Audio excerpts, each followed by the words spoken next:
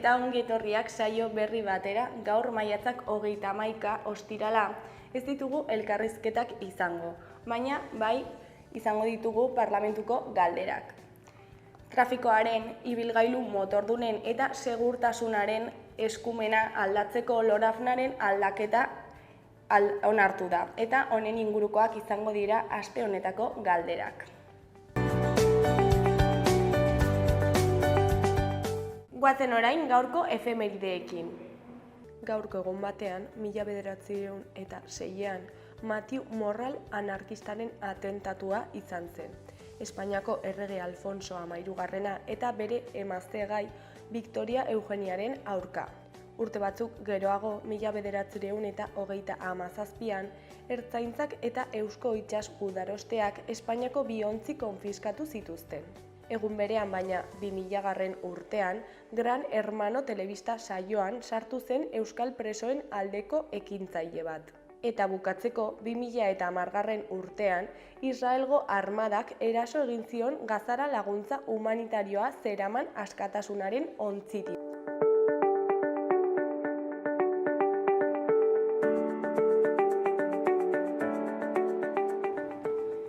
Ikus dezagun gaurko egunkarien azalek zer dioten. Diario de Notiziasen titular nagusian, Nafarroako nerabeak 14 urterekin hasten dira tabakoa erretzen. Erkidegoko 3 biztanletik batek egunero erretzen jarraitzen du. Zigarro elektronikoen kontsumoagatiko arriskuaren pertzepzioa txikia da. Osasun sailak biriketako 482 minbizi kasu detektatu zituen iaz. Argazki nagusian, ezkerretik eskuinera, Idoia Zabalza Mikel Zabalzaren arreba, Txaro Arregi Mikel Arregiren arreba, Josu Iraineta eta Mintxo Ilundain ditugu. Titularrean, indarkeria polizialaren eta ultraren 12 biktima aitortu ditu foru gobernuak. Ana Oio lehendakari ordea egintza publiko baten buru izan da, eta zor historiko bati aurre egin dio. Kalte bidegabe eta justifika ezinagatik. Hori koloreko berrian, 12.000 eguzki plaka dituen parke bat inauguratu du Zangotzako paperontziak. Eskuineko berrietan alde batetik amnistiaren legea irainen artean onartu da. Beste alde batetik Donald Trump 34 karguen errudun aktore porno ohi bat erosteagatik. Azkenik, Unai Laso menderaezinaren 7 bizitzak. Diario de Navarraren titular nagusian, kongresu batek amnistia onartu eta independentismoari hegoak eman dizkio. Kataluniako sezessionistek erabateko tentsioan ezarri dute hurrengo geldialdia izango dena, erreferenduma. Puigdemonti dirua bidegabe erabiltzea ezin zaiola barkatu uste dute Kataluniako prozes auziko fiskalek. Argazki nagusian, Alberto Núñez Feijóo Iruñeko udaletxe plazan agurtzen. Amelia Salanueva, Javier García, Antonio López Isturiz eta Carmen Albarekin batera. Titularrean, Feijóoren hitzetan, Iruña da PSOEk gehien engainatu duen tokia. Eskuineko berrietan, alde batetik, Donald Trump aktore porno baten isiltasuna erosteagatik zigortuta. Beste alde batetik, etaren biktimek EH Bilduren babesa duten gobernua kritikatu dute. Jarraian, poliziaren edo eskuin muturraren indarkeriaren 12 biktimen aintzatestea. Goiko berrietan, batetik, Karmele filma 3 filmatuko da. Bestetik, opera, dantza eta musika baluarte betetzeko. Bukatzeko, Budimirrek Europarako sortzen duen atximurka. Gara egunkariaren titular nagusian, 250.500 euroko isuna Ernairi, Barbado eta Zelaiaren aldeko ekitaldiengatik. Lakuako segurtasun sailak Ernaiko 133 kide salatu ditu Mozal legearen bidez. Aitor Zelaia eta Galder Barbado espetxeratzeko aginduaren aurkako protesta batzuetan parte hartzeagatik. Argazki nagusian, Nafarroak formalki aitortutako estatuko lehen 12 biktimei aurre egin die. Beheko berrian, Lasoren hitzetan, sakea asko entrenatu dut, tantoa egiteko asmoz, arma oso ona daukat. Ezkerreko berrian, hori aplikatzeko borondatea da amnistiaren ardatza. Osoko bilkura gogor batean, baina aurreikusitakotik atera ez zena, Espainiako gobernuak behin betiko onartu zuen atzo amnistia legea, eta alderdi independentistek pozarren agurtu zuten. Berriaren titular nagusian, Kataluniako gatazkarako amnistia legea onartu du Espainiako Kongresuak. Erkek eta Junstek garaipenatzat jo dute legea aurrera atera izana.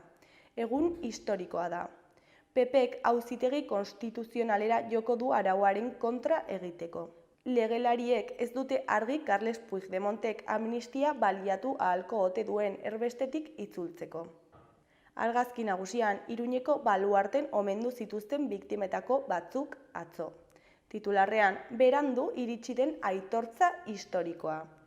Nafarroako gobernuak omenaldia egin die lehen aldiz estatuaren eta eskuin muturraren biktimei. Beheko argazkian, Ernaik agerraldia egin zuen atzo Bilbon. Titularrean, 280.500 euroko isunak Ernairi. Eskuineko berrietan alde batetik, Errobiko hautetsi anitzek kritikatu dute etxeleku ordezkari postutik kentzeko manera. Beste alde batetik, Bilbobuseko langileek greban jarraituko dute akordioa lortu arte. Jarraian, Juan Mari Torrealdai bekaren deialdiko gaia aurkeztu dute. Euskal kultura azterketa gaur. Bek erakustazokako zuzendari nagusia den Xavier Basainezen hitzetan, Bekek jarduera gehiago hartu ditzake, baina ez dago ia inoiz hutsik. Euskal Herria Irratiaren titular nagusian, ofizialki aitortu ditu Nafarroak polizia eta eskuin muturraren 12 biktima. Mikel Zabalza, Mikel Arregi eta Jesus Maria Fernandez dagoeneko hilak, Jose Ramon Belez eta Mintxo Ilundain, 78ko San Ferminetan zaurituak, Gloria Boske frankismoan torturak jasan zituena, Carmen Garatea triple-aren atentatu baten biktima, Joanes Molina 16 urterekin begi bat galdu zuena poliziaren pilotakada baten erruz, Santiago Jaunarena, Juan Luis Albizu, Josu Irañeta eta Josu Imaz torturaren biktimak izandakoak errekonozitu ditu Nafarroako gobernuak baluarten egindako ekitaldian. Eskuineko berrietan alde batetik Txema Lestonen hitzetan, ezin da kontsulta baten emaitzetatik erabaki erorien monumentuaren etorkizuna. Erorien monumentua eraisteko eskatzen duen memoria elkarteen ustez, ezin da eraikin frankista horren etorkizuna utzi herritarren esku. Faxismoa omentzen duen eraikinarekin zer egin, faxismoaren oinordekoek ere parte hartzen ahal duten galdeketa batek ezin du erabaki. Adierazi du Txema Leston erorien monumentua eraistearen aldeko elkarteetako komunikazio arduradunak. Beste alde batetik, Aintzane Aristegiren hitzetan 15.000 kontsumitzaileek eta 900 nekazarien lanak osatzen duten Errigoraren sarea. Euskara elikadura burujabetza eta auzola bultzatzen duen Errigorra ekimenak 10 urte bete ditu eta lortutako emaitzak zabaldutako bide berriak eta etorkizunari begiratzeko asmo eta erronkak partekatu nahi ditu bere komunitatearekin. Horretarako saio ireki bat eginen dute ostegun honetan, arratsaldeko 7etan Nafarroako Antzerki Eskolan. Aintzane Aristegi Errigorako kideak adierazi digun bezala.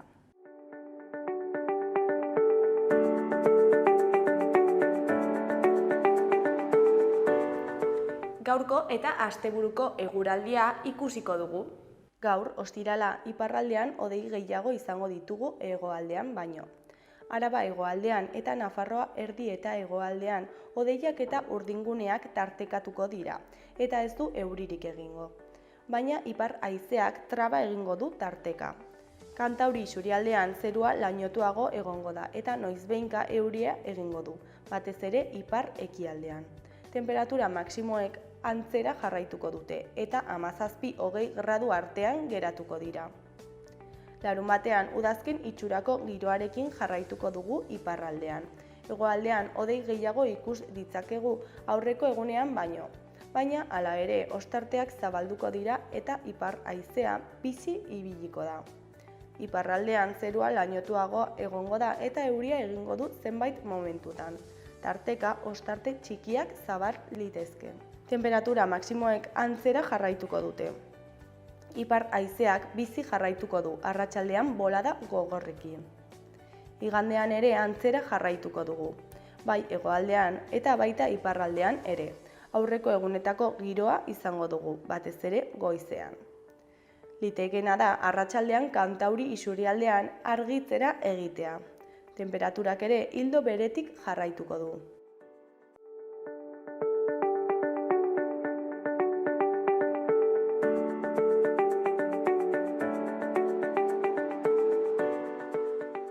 Orain parlamentuko galderekin utziko zaituztegu. Trafikoaren ibilgailu motordunen eta segurtasunaren eskumenak transferitzeko Lorafnaren aldaketa onartu eginda, eta aste honetarako galderak honen ingurukoak izango dira. Hasteko gogorarazi nahi nuke Lorafnaren aldaketa nondik datorren. Izan ere, trafiko eskumena berreskuratzeko errege dekreto bat onartu zen iaz, 250/2023 errege dekretua hain zuzen ere, eta Guardia Zibilaren Juzil elkarte ultrak helegite bat jarri zion, eta azkenen ibilbide juridiko horren amaieran Auzitegi Gorenak arrazoia eman zion. Eta Auzitegi Gorenak bere jurisprudentziaren aurka esaten zuena sententzia horretan izan zen Nafarroak ez zuela bere eskumen historikoen artean trafikoarena, eta beraz errege dekretu baten bidez ezin zela onartu nolabait transferentzia hori. Eta horregatik esaten zuena zen bide bakarra zela Lorafna bera aldatzea, orain onartu berri dena Nafarroako parlamentuan. Irtenbide bada, positibotzat ematen dugu, ados gaude horrekin, baina beti argi utzi nahi dugu epai horrek esaten zuenaren aurka gaudela, eta ez dugula onartzen epai horrek esaten zuena. Izan ere, Nafarroako eskumen historikoen artean bai dago trafikoarena, eta esan bezala Auzitegi Gorenaren 2018ko bi sententziek ere horrelaxe onartzen dute. Izan ere, gogoratu behar da, 1928 urtean, foruzaingoa sortu zela, Cuerpo de Policía de Carreteras izenarekin. Eta 1928 urtetik, sortu zen urtetik, 1962 urtera, modu esklusiboan eskumen hori kudeatu zuen foruzaingoak, urte horretan, 1962an, frankismo bete-betean, lege frankista batek eskumen hori murriztu eta Guardia Zibilak errepidetan jarri zituen arte. Beraz, bai, eskumen historiko bat da, Nafarroarena, berreskuratzen duguna, ez onartzen zaiguna, baizik eta berreskuratzen duguna, eta azken finean Lorafnaren aldaketa honek lortuko duena da frankismoak kendu zigun eskumen bat berreskuratzea. Gero bain hasieratik, Augustia gertatu zen une beretik, hau da, ezagutu genuenetik Auzitegi Goreneko epai hori, esan genuen bezala, horretan mantentzen gara, ezta? Esan genuen ez genuela ikusten bidezkoa zenik, eta gainera gure eskubide historikoak nahikoa debaluatuak usten zituela epai horrek, ezta? Eta Supremoan edo Auzitegi Gorenan bazirela, aurretik emandako beste epai batzuk zentzu oso bestelakoan, eta gure aldekoagoak zirenak, ez? Gure eskubide historikoen ildotik etorriak. Hau aldiz, erabat detonatu egin ditu gure eskubide historikoak konkretuki gai honetan, trafiko eskumenari edo eskuduntzari dagokionean, eta iruditzen zaigu hori katastrofikoa dela, ezta? Oso egoera maltzurra zen eta nahasia eta zaila zen horren aurrean helegitea aurkeztea, eta antza denez eta asko aztertu eta gero adituek esan zigutenez hauxe zen bide bakarra. Hau da, Lorafnaren erreforma espres moduko bat egitearen hau, ote zen bide bakarra konpontzeko Auzitegi Goreneko epaile horrek egindako sarraskia, ezta? Bueno, ikusiko dugu, lehenengo urratsak eman dira ongi, abantaila txiki bat bazegoen, eta bazen gobernu biak, hau da Nafarroako gobernua, eta Espainiako edo Estatuko gobernua eskumena transferitzearen aldekoak direla. Hori bada abantai txiki bat. Orduan, akordioa eginda oso azkar, izan ere aldez aurretik ere bazegoen akordioa, eta proposamena legea aldatzekoa ere bai, testua eta dena oso azkar lotu zen. Hori ekarri ziguten pasaden astean unera, Nafarroako parlamentura, parlamentu honen babesa eskatze aldera eta lortze aldera, eta hor ikusi genuen zein den egungo egoera. Orain gutxira artekoa ez bezala, oraingoan ez da aho batez onartu. Izan ere, orain gutxi, orain urtebete ikusi genuen Junta de Transferentziaz deritzon horretan, hau batez onartu zela eskumen honen inguruko transferentzia. Orain aldiz, badaukagu Vox kontra, eta PP ere bai, hortze aurrez aurre, ez? Voxen ondoan, gero eta hurbilago, eta gainontzekon aurrean, ez? Eta bereziki Nafarroan eskubide historikoen aurrean edo kontra. Hori da ikusi duguna, eta horrek, izango du ere bai bere oihartzuna Madrilen, izan ere, sententzia madarikatu horrek alabe hartuta, orain Madrilera jo behar baitugu, ganbara bietara, bai kongresura eta bai eta ere senatura. Badakigu senatuan PPek badaukala gehiengo absolutoa, hartara ikusita zer nolako jarrera izan duten hemen eta ze bozkatu duten hemen, pentsatzekoa da senatuan ere bai kontrako botoa emango dutela eta azera botako dutela Loravnaren aldaketa hau. Kongresura itzuliko da, eta ikusiko dugu kongresuan zer gertatzen den, eta ze botoekin onartzen den, eta zenbateko babesarekin onartzen den, eta noiz onartzen den. Baina, bueno, eman beharreko urratsak dira guztiak, pixkanaka ari gara, eta behintzat badago aldeko puntu nahikoa irmo bat, eta bada gobernu biek badutela ikuspegi bera eta ados daudela unekin, ez? Eta guretzako hori importantea da. Azken finean Loravnaren edo mejoramenduaren aldaketa honekin eta transferentzia honen onarpenarekin onartzen dena da Nafarroak eskumen osoa duela errepideen zaintzan, beste erkidego batzutan gertatzen den bezala. Euskal Autonomia Erkidegoan adibidez halaxe gertatzen da, eta han ertzaintzak kudeatzen ditu errepideak, Katalunian ere halaxe gertatzen da, eta han Mossos d'Esquadrak zaintzen ditu errepideak, eta Nafarroan hori izan beharko luke ondorioa. Foruzaingoak zaindu beharko lituzke gure errepideak. Bueno, asko hitz egin da, eztabaida honetan eta azken egun hauetan eta pasaden osoko bilkuran ere bai horretaz aritu ziren luz hemen parlamentuan.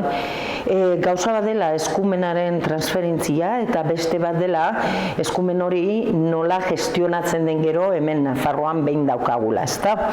Nik ez dut hain ezberdina ikusten bat eta bestea, izan ere eskumenak zer dio Nafarroak izango duela horren gaineko, ardura guztia. Eta Nafar gobernuari dagokiola hori gestionatzea. Eta Nafarroako gobernuak kasu honetan hori gestionatzeko badauka baliabide propio bat. Eta baliabide propio hori foruzaingoa da. Orduan, sartu nahi izatea ekuazio horretan Guardia Zibila, bada behartu nahi izatea gure errealidade autonomikoa. Eta autonomien errealidadearekin nonbait ados dauden horiek gainera nahi dute hori hankasgoratu. Hemen badaukagu foruzaingoa eta guk defendatzen duguna da foruzaingo integrala behar dugula. Eta ez zatikatu bat, ez? Eta unaino foruzaingoa, hemen Polizia Nazionala, hemen Guardia Zibila, unaino ez dakizein, horrek ez dauka zentzurik. Eta eskumena guk hartzen baldin badugu bere osotasunean, eskumena hori bere osotasunean praktikara eramateko badaukagu baliabide propioa. Eta baliabide hori foruzaingoa da. Bilatu nahi izatea bestelako argudio batzuk eta Guardia Zibila kanporatu nahi dela hemen dibira. Kasu honetan oso argigarria den zerbait gertatzen da. Eta bada, hain da historikoa eskumena, berezia Nafarroak praktikatu egin zuela bere garaian. 60. hamarkadan Frankok eskumenak kendu, foruzaingoari kendu, foruzaingoa errepideetatik, Nafar errepideetatik erretiratu eta Guardia Zibila bertaratu zuen arte. Horretzan bizikidetzarik egon, kendu zen foruzaingoa, sartu zen Guardia Zibila. Hanetzen inongo konbeniorik, inongo hitzarmenik, inongo itunik, inongo akordiorik egin. Eta hori izan zen, frankismoan egindako lapurreta hori izan zen gure arazoen iturrietako bat, ez? Orain, nahi dugu errekuperatu, berez gurea zen eta jada praktikatzen genuen eskumen hori, eta nahi dugu errekuperatu foruzaingoarentzako. Hasieratik hala baitzen. Orduan, historizistek ere egin dezakete errevisionismoa bino ikusita eta onartuta nondik gatozen, zein zen eskumenaren osotasuna eta noraino heltzen zen eta zeintzuk egiten zuten hori gauzatu. Foruzaingoa zen. Orduan, gero bada beste parte bat ere bai, eta bada pasaden legealdian, pasadenean ez, aldaketaren legealdian egindako polizian legea. Horretan ere sartu zen kontu hau. Eta kontu hau nola ordenatu ezarri zen lege horretan. Foru lege bat ezarri gara. Eta foru lege bat baldin bada, pentsatzen dut hemen foralistek ere bai, eta regionalistek egin beharko dutela hori onartu eta hori bete. Orduan, foru lege horretan ezarri zena, gure kontrako botoarekin, hori ere bai esan nahi dut, izan zen pasarela bat. Ulertuta, trafikoan eskumen osoa eta ardura osoa foruzainek izan behar dutela, hori onartuta, hala nahi duten edo foruzaingora sartu nahi duten Guardia Zibilek aukera izan dezaten pasatzeko foruzaingora. Guardia Zibila utzi eta agente horiek badute aukera pasatzeko beste gorputz horretara, beste polizia horretara, polizia autonomikora, foruzaingora. Pasarela deritzo horri, eta badago onartua, zehaztua, egokitua dena eta martxan honez gero. Antza, ez du arrakasta handirik izan orain arte. Baina egon badago. Eta badago aukera pasatzeko foruzaingora nahi eta baldin badute jarraitu trafikoan lana egiten agente horiek. Bino ez Guardia Zibilekin baizik eta foruzaingoarekin. Ez da besterik.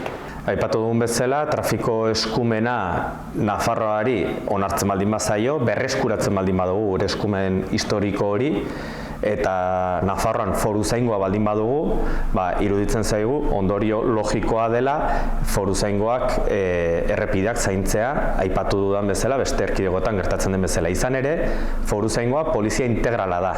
Bera arautzen duen legeak, 23/2018 legeak, 15. artikuluan halaxe dio, polizia integrala dela. Eta beraz, marko juridikoa baldin badugu, baliabide teknikoa baldin baditugu, giza baliabideak baldin baditugu, eta azken finean eskura behar ditugun baliabide guztia baldin baditugu, ondorio izan barko luke, foruzaingoak gure errepideak zaintzea. Eta azken finean, Nafarroaren eskumenen aldeko pauso bat izango litzateke. Eskuin muturra eta eskuina hortan gotortzen ari dira, Guardia Zibilaren defentsa batean, baina gogorazi nahi dut, nondik datorren Nafarroko errepidetan Guardia Zibilaren presentzia, eta da frankismoaren lege injusto baten ondorioz. Beraz, gure iritziz, hori zuzendu beharko litzateke, frankismoak kendu ziguna berreskuratu beharko genuke, eta foruzaingoa zaindu beharko lituzke gure errepideak. Bueno, nik uste dut gutxi gora bera azaldua gelditu dela, egia da, honetan, UPNek jarrera aldaketa izan duela. Orain gutxira arte, uste dut 18. urtera arte, 2018 arte, foruzaingo integrala aritzen ziren beraiek ere bai, eta foru polizia integral bat defendatzen zuten. Orain aldiz ez. Orain ulertzen dute, egin daitekela itundu horrelako zerbitzu bat, eta eman eta bermatu bi polizien artean. Hau berria da. Eta hor jarrera aldaketa bat egon da eta koherentzia erabat hautsi egin da UPNren diskursoan. Ez dakit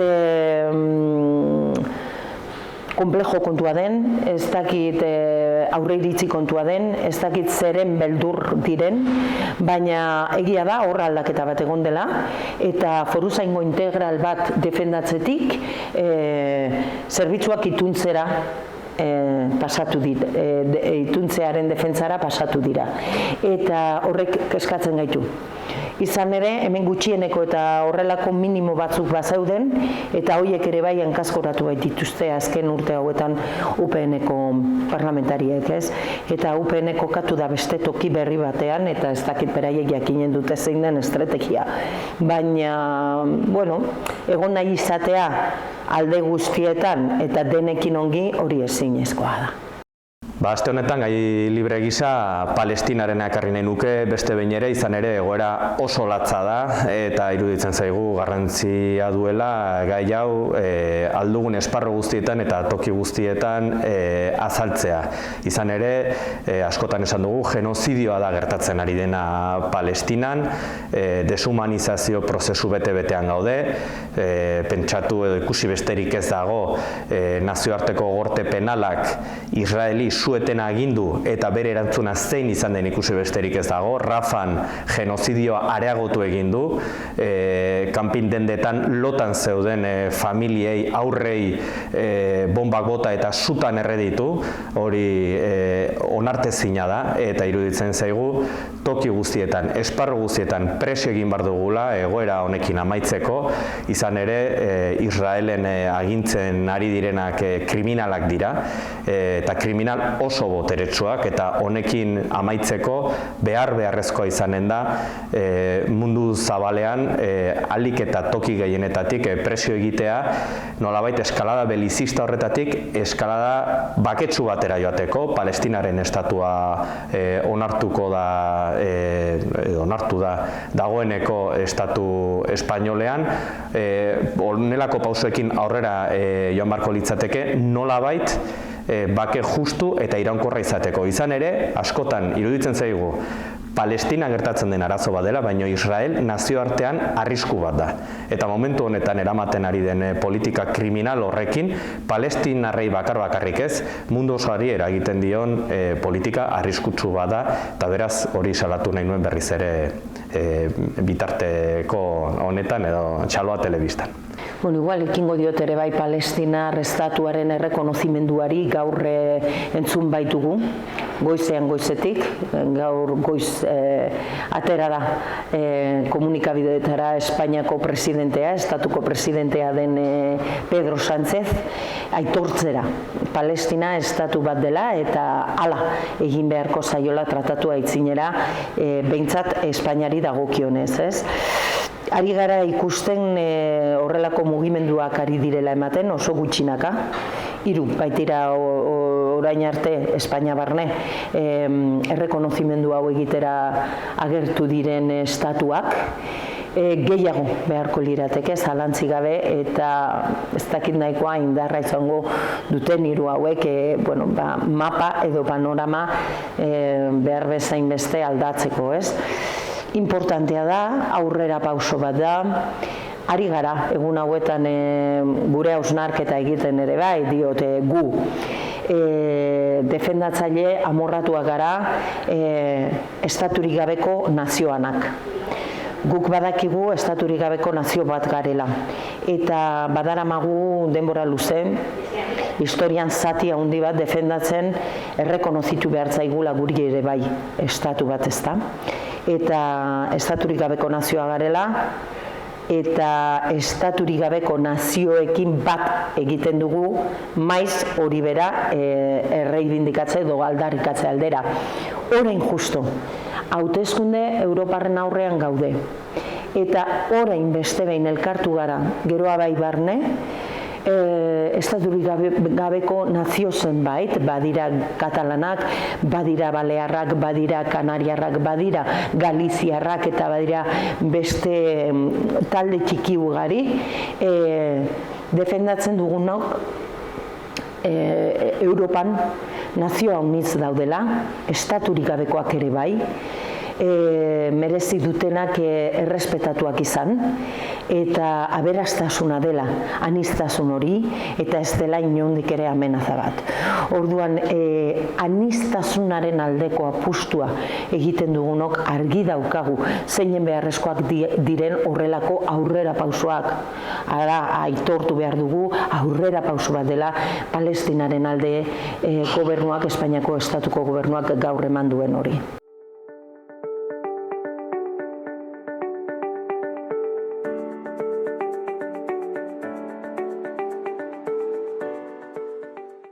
Gaurkoz hau izan da dena, astelehenean itzuliko gara eduki eta elkarrizketa berriekin. Asteburu oso ona pasa. Agur!